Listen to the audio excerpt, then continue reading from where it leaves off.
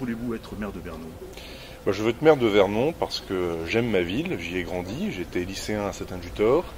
Je suis arrivé à Vernon grâce à mon papa lorsqu'il a été muté à la CEP, à la SNECMA. Et je trouve qu'aujourd'hui les choses ne vont pas dans le bon sens pour notre ville car elle décline et j'ai aujourd'hui l'énergie nécessaire pour relever le défi du redressement de Vernon.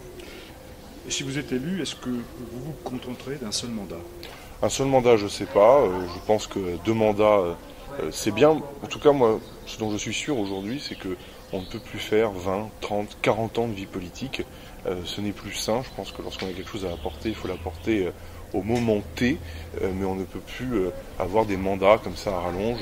Les gens n'en veulent plus et ça crée de la défiance entre les citoyens et leurs politiques. Alors les compétences des communes sont réduites à cause des agglos. Et si vous êtes élu, alors sur quoi agirez-vous à Vernon exactement? Parce que c'est très réduit. Elles sont réduites et en même temps, depuis 20 ans, on a un mouvement de décentralisation qui fait que l'État donne de plus en plus de compétences aux collectivités locales. Et puis moi, je réfute toute dichotomie entre intercommunalité et commune. Les élus de la CAP sont les élus municipaux. Lorsqu'on est candidat à la mairie de Vernon, on a vocation à siéger à la communauté d'agglomération des Portes de l'Eure. C'est comme les États membres de l'Union européenne et les instances communautaires, c'est pareil. Donc le programme que nous porterons sera à la fois un programme intercommunal et communal. Vous avez déjà évoqué le problème des impôts locaux à Vernon, trop élevés à votre sens. Est-ce que vous vous engagez, vous, à les maintenir en l'état et ne plus les augmenter ou les baisser? Moi, je m'engage clairement à ne plus les augmenter.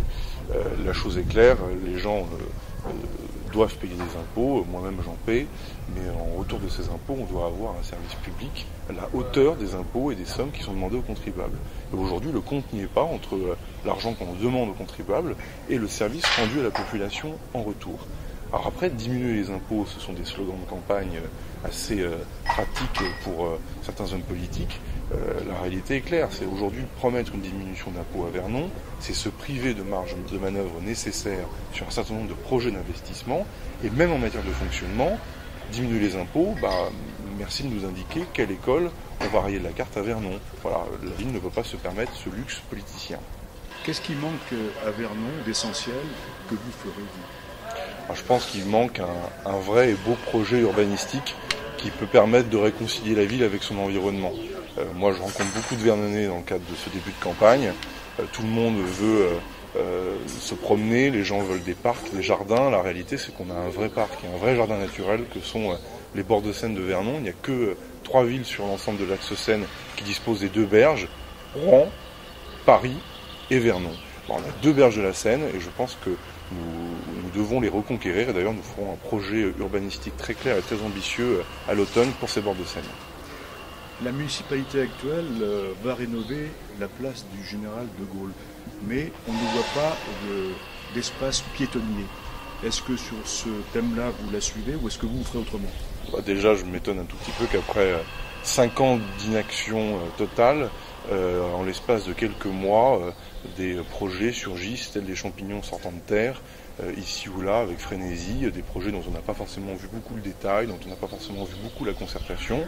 Donc, je me permets de m'en étonner. Après, tout ce qui permet d'améliorer notre centre-ville va dans le bon sens, à la condition, bien évidemment, que des fondamentaux soient respectés. Les fondamentaux, c'est bien sûr des places de stationnement, mais c'est aussi l'incorporation du piéton dans la ville, arriver à créer un tout cohérent entre les commerçants, les habitants et les visiteurs du centre-ville, qui viennent d'ailleurs d'au-delà de Vernon.